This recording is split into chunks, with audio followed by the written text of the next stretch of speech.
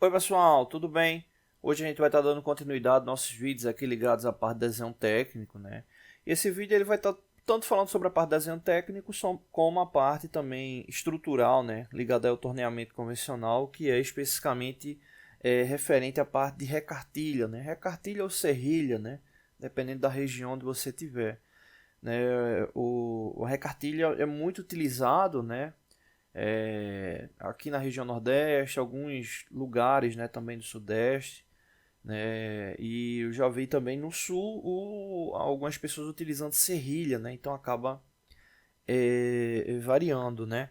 Tecnicamente, né, pelos livros, manuais, né, a maioria eu vejo falando referente à serrilha, né, mas eu também já vi, pelo menos em apostilas, né, trazendo o termo recartilha, né? Então acaba variando, né? Mas todos eles vai ter a mesma base, que é justamente o elemento utilizado no torneamento, né?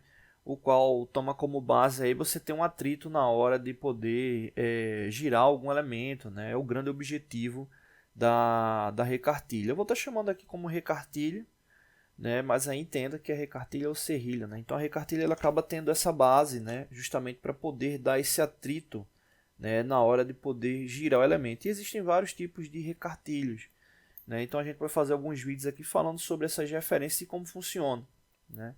E o processo de recartilhamento, né? Ele é executado no torneamento convencional. No torneamento CNC existem alguns procedimentos que conseguem também fazer, né? Mas foge um pouco desse padrão comum do torneamento convencional, né? Em outro momento a gente fala sobre esses processos. Bom, aqui no caso a gente trouxe um exemplo que é o mais comum, que é a recartilha RGE, né? A recartilha RGE está aqui indicada. Essa recartilha RGE ela é justamente com a parte, né, de atrito, né, a pirâmide, né, como é muito chamado, né, quando o processo de recartilha é executado, ela saliente, né, ou seja, ela levantada, né, ela levantada. E aí no caso ela vem justamente com essa referência RGE. Como é que normalmente vem na norma, né? Exemplo, um caso como esse aqui, que tem um desenho de uma peça, né? Ele tem essa recartilha aqui, né, estrutural, e normalmente vem a indicação, né, justamente uma seta, e vai vir lá a norma, né? Normalmente referente norma DIN, vou colocar aqui a referência, normalmente vem lá DIN 82 RGE, né, que é a referência aí da recartilha, e o passo, né, que aí é o detalhe importante.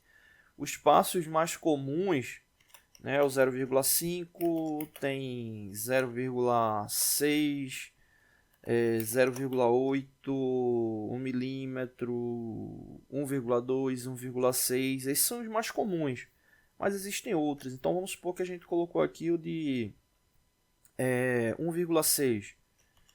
Né? Então a referência na norma ela viria dessa forma.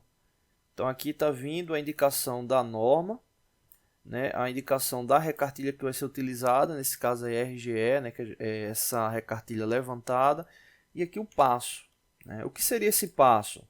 Esse passo é justamente a distância da crista aí da pirâmide. Né? Então seria justamente esse passo aqui. Né? Então, para esse caso aí, teria uma distância de 1,6 milímetros, né, do passo. E aí tem um detalhe importante que é o seguinte, né, o processo de recartilhamento ele não é um processo de usinagem, né, pelo menos a base dele não faz referência à usinagem, não é um processo de esmagamento a frio, né, onde você tem os roletes temperados do recartilhador, né, ou serrilhador, né, e ele é pressionado no eixo lá em rotação e ele vai esmagando, fazendo com que tenha um escoamento lateral do material formando as pirâmides. Então o que acontece? Ele tem uma tendência a levantar, né, o material, né, vamos assim chamar. Né? O material ele vai estar com um diâmetro qualquer, quando ele passar pelo processo de recartilhamento, esse diâmetro ele vai aumentar. E esse aumento ele está ligado justamente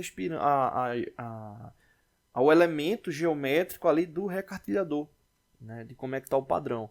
Como eu disse, existem vários padrões. Eu estou aqui mostrando dois. Falei sobre o RGE e vou falar agora sobre o RGV. O RGV, ele nada mais é do que o espelho do RGE. Né? O RGV, ele faz a marcação, né, das pirâmides para dentro da peça. Né? Ou seja, ele faz um processo mais suave no que diz respeito ali ao elemento recartilhado. Né? Então ele acaba invertendo isso, né? Faz essa referência aí de destaque, né? Ou seja, ele acaba sendo mais suave. O RGL são as pirâmides prolongadas, e o RGV ele tem essas pirâmides mais baixas. Né? E aí está a fórmula aqui descrita ao lado para saber o diâmetro que você vai deixar a peça. Como assim? Né? O que acontece? Exemplo, esse caso aqui, eu vou aumentar aqui. Então vamos supor que a tolerância do desenho traga justamente uma indicação aqui de, vamos supor, 50 milímetros de diâmetro.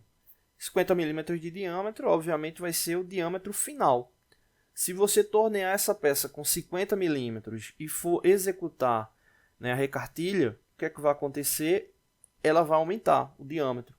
Porque quando você for utilizar o instrumento, não é nem a questão do instrumento, na verdade. Né? Exemplo, se eu for utilizar um calibrador, né, com 50 milímetros, ele não vai passar, ele vai ficar maior, por causa desse processo de esmagamento, né? Ou seja, essas cristas aqui das pirâmides, ela vai se formar, né, ou vai se levantar, e vai aumentar esse diâmetro. Então, se você deixar com 50 milímetros, quando fizer o processo de recartelhamento, ele vai ficar maior.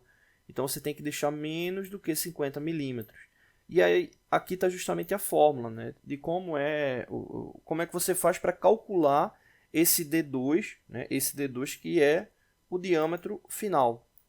Né? Como é que faz para a gente encontrar o valor do diâmetro inicial para que depois do processo de recartilhamento ele venha atingir o diâmetro final. Então, está aqui as duas fórmulas referentes aí, tanto ao RGE como ao RGV. Né? Então, existem dois valores aqui constantes. Né? Aqui para o RGE, veja que é um valor maior ali de constante, né? Por causa dessa questão da pirâmide, que é ela mais saliente. E do RGV a constante é menor, né? 0,33, praticamente a metade. Bom, então vamos aqui para um exemplo. Né? Vamos supor que o passo...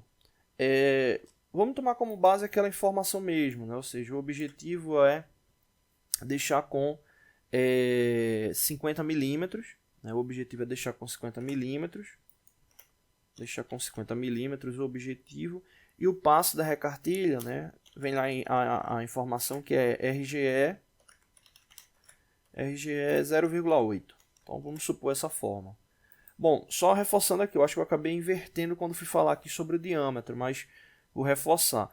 Aqui a gente calcula o diâmetro 2. O diâmetro 2 é o diâmetro que a gente vai deixar torneado. Né? O diâmetro que a gente vai deixar torneado para que depois do processo de recartilhamento venha atingir o diâmetro final. Então, o diâmetro 2 ele é o diâmetro, vamos chamar de plano, né? Sem estar recartilhado. Né? O diâmetro 2 seria esse aqui. E o diâmetro 1 é o diâmetro que ele vai atingir. Né? Então, o diâmetro 1 é o diâmetro que ele vai atingir com base o processo do recartilhamento feito. Né? Então, o diâmetro 1 seria esse diâmetro maior, pegando aqui o pico dessas pirâmides ou cristas, enfim. Então, diâmetro 1 é o diâmetro que vai ficar torneado inicialmente, e o diâmetro 2 é o diâmetro que vai ficar após o recartilhamento. Tá bom? Então, aqui supondo esse exemplo, o que é que acontece? A gente vai utilizar essa fórmula aqui. Então, para descobrir o diâmetro 2, né, que é o diâmetro que nos interessa nesse momento, que é o diâmetro que ele vai ficar torneado, a gente vai ter D1. Quem é D1? É o diâmetro final, nesse caso é 50 milímetros, menos 0,67 multiplicado pelo passo. O passo é de quanto aí? 0,8, né? Que é a distância ali do pico das cristas. Né? Então, a gente multiplica primeiro 0,67 por 0,8. Nesse caso aí vai dar 0,536. Já vou colocar aqui o resultado. 0,536. E aí é só subtrair 50 menos 0,536. 50 menos 0,1536 vai dar 49,464, né? Então a gente teria 49,464. Então esse diâmetro aqui, ele seria o diâmetro inicial, né? Então você iria tornear a peça com esse diâmetro e após o torneamento, né, você teria aí na sequência o processo de recartilhamento e aí você teria esse valor aqui a ser informado, né, indicado aí com base nessa execução do processo de recartilhamento, né? Então seria essa a relação. O mesmo vale aqui para o RGV, né? O que muda é a constante, que é 0,33. Bom, é isso. A gente vai trazer outros vídeos aí falando sobre outros tipos aí de recartilhas, né? Ou serrilha, né? É isso. Não deixe de se inscrever no canal. Toda semana tem vídeos novos. Valeu! Oi pessoal, tudo bem? Hoje estamos de volta com nossos vídeos aqui da parte de metrologia, né? A gente vai falar hoje sobre um tema que é muito recorrente, né, nessa área ligada à metrologia, que traz referência no que diz respeito aí à interpretação, né, dos submúltiplos, né, do milímetro, né? O primeiro ponto que a gente tem que entender é o seguinte: o milímetro, né, a gente fala de, exemplo, 1 milímetro, a gente está falando de um submúltiplo do metro, né? Ou seja, 1 milímetro representa 1 metro dividido em 1000 partes, né? Assim como o centímetro é o metro dividido em 100 partes, o milímetro é o metro dividido em 1000 partes.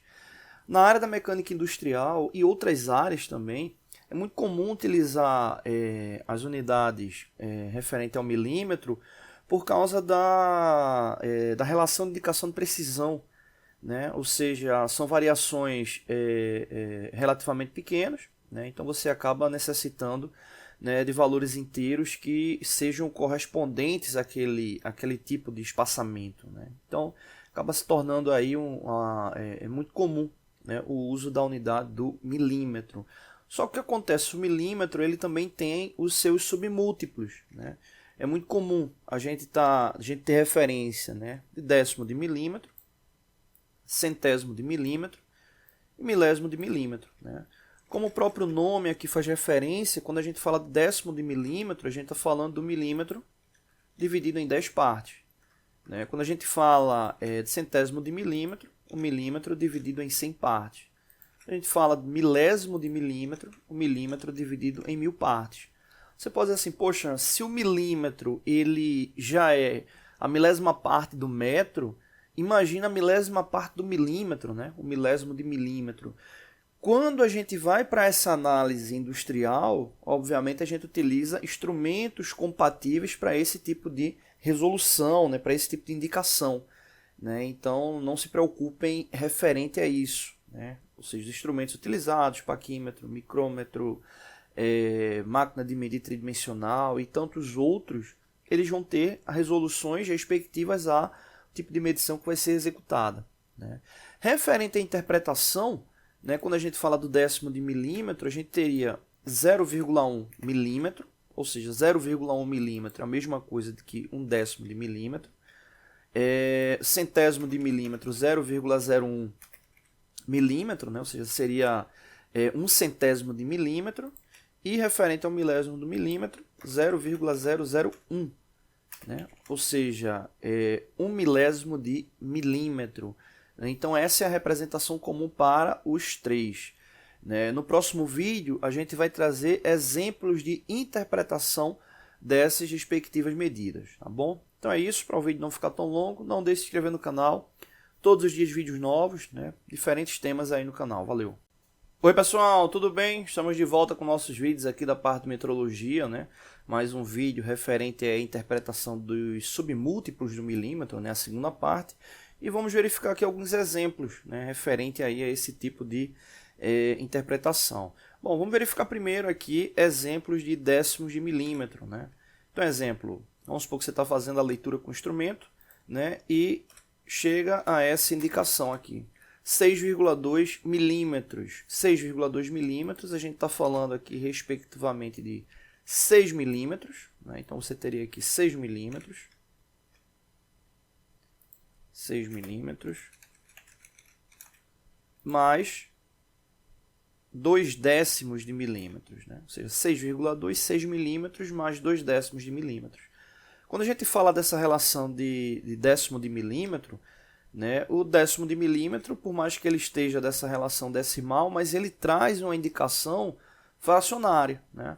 Então, se você considerar aqui essa barra sendo 1 milímetro inteiro, né, 1 milímetro inteiro, quando a gente fala de 2 décimos de milímetro, a gente tem que entender o seguinte: é como se a gente tivesse essa barra aqui dividida em 10 partes e a gente estivesse utilizando duas dessas 10 partes, ou seja, a gente está utilizando 20%, né, ali do milímetro. Então, quando a gente fala de 6 milímetros inteiros, né, e 2 décimos de milímetro, ou seja, a gente está utilizando 2 décimos de 1 milímetro, que representa 20%, né, ou 1/5, né, de toda essa relação aí do milímetro, né? Ou seja, se a gente for pensar na barra dividida em 10 partes, a gente está utilizando duas dessas partes, ou seja, a gente está utilizando 2 décimos, né? 2 décimos, o qual, simplificando, a gente teria 1/5, né? 1/5 de milímetro, né?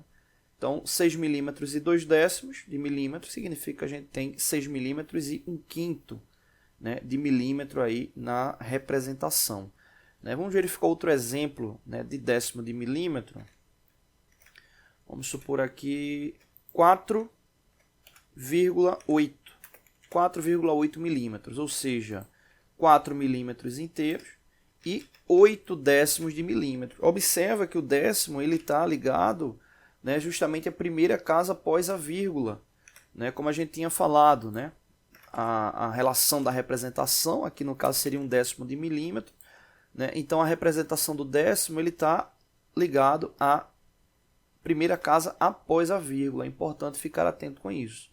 Então 4,8 milímetros significa que a gente tem 4 milímetros e 8 décimos de milímetro, né? Ou seja, 80% de um total para chegar aí a 1 milímetro, né? O detalhe importante, né? Eu posso representar 4,8 como 4,80? Posso sim. Nesse caso aí, o que é que acontece? Eu tenho 4 milímetros e 80 centésimos de milímetro. Aí você diz, mas poxa, como é que eu posso representar 4,8 como 4,80? Observe o seguinte. Quando a gente fala que tem 0,8 milímetros, ou seja, 8 décimos de milímetro, significa que se a gente for comparar com o centésimo de milímetro, né, ou seja, 0,80 centésimos de milímetro, a gente tem aí a mesma relação proporcional. Né, a mesma relação proporcional. Então, 8 décimos de milímetro é a mesma coisa que 80 centésimos de milímetro, que também é a mesma coisa que 800 milésimos de milímetro. Né, ou seja, verificado de forma proporcional. Né. Vamos fazer aqui uma análise a nível de fração para a gente entender melhor. Vamos supor aqui que a gente tenha 3 barras. Essas barras elas representam aí 1 milímetro. E aí, no caso, para essa primeira aqui, a gente tem 0,8, né, 8 décimos de milímetro. Para essa segunda, a gente tem aqui 0,80, né, 80 centésimos de milímetro. E a terceira, 0,800, 800 milésimos de milímetro. Então, o que acontece? Se a gente tem aqui 8 décimos de milímetro, significa que para chegar ao total de 1 milímetro, né, a gente precisaria o quê? Mais 2 décimos. Ou seja, a gente está com 80% de preenchimento dessa barra. Né? 8 décimos para chegar a 1 milímetro, a gente teria 9 décimos. 9 décimos, né? Se a gente tivesse 0,9 décimos mais 1 décimo de milímetro, a gente teria exatamente 1 milímetro. Né? Nesse caso, aí, a gente tem 8 décimos de milímetro. 8 décimos de milímetro, logo 8 décimos mais 2 décimos de milímetro daria igual a 1 milímetro. Beleza. Então, nesse caso, aí a gente está com 80%, né, para chegar em 1 milímetro. No caso do segundo, né, aqui 80 centésimos de milímetro, é a mesma lógica. Por quê? Quando eu chego em 100 centésimos de milímetro, é a mesma coisa de estar chegando ali a 1 milímetro. Né? Então, se a gente tem 0,80 centésimos de milímetro mais 0,20, né? Ou seja, 20 centésimos de milímetro, a gente vai ter, somando os dois, 1 milímetro. Né? Então, nesse caso aí também a mesma relação, 80%. Quando a gente faz a análise para milésimo de milímetro, também a mesma lógica de interpretação. Se a gente tem 800 milésimos de milímetro, para chegar a 1 milímetro, a gente precisa de mais 200 milésimos de milímetro. Né? 0,800 mais 0,200, que daria 1 milímetro. Né? 1 milímetro ou 1000 milésimos de milímetro, que é a mesma coisa de 1 milímetro. Então, a gente teria aí, proporcionalmente aí, a mesma representação. Então, por isso que eu posso escrever tranquilamente 0,8 décimos, 0,80, 0,800. Né? Proporcionalmente ali eles estão na mesma base. Observa que o alinhamento aqui está na mesma casa decimal, ou seja, o 8 está logo após a vírgula. Né? Então, o zero ali subsequente ele não vai ter impacto nenhum. Proporcionalmente a gente tem a mesma fração. Tá bom? Então é isso. No próximo vídeo a gente finaliza, né, esse ciclo de exemplos, né, trazendo mais exemplos aí da parte de centésimo e de milésimos, tá bom? Então é isso, não deixe de se inscrever no canal, todos os dias vídeos novos, valeu!